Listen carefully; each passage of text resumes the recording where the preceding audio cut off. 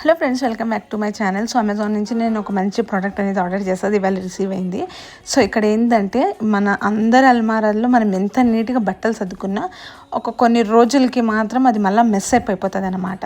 So ఆ mess up అంతా దూరం అయ్యేదానికి నేను ఒక సొల్యూషన్ ఎత్తుక్కున్నాను అనమాట.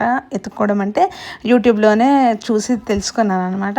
సో ఇవేంటంటే షెల్ఫ్ డివైడర్స్ అనమాట. ఇప్పుడు మనము బట్టలు సర్దుకుంటాం కదా, ఇట్లాగా పక్క పక్కన పెట్టుకుంటాం కదా, అంటే డ్రెస్సెస్ అని ఒకవైపు, దాని తర్వాత ప్యాంట్స్ అని ఒకవైపు అట్లా పెట్టుకుంటాం కదా రో వైస్గా.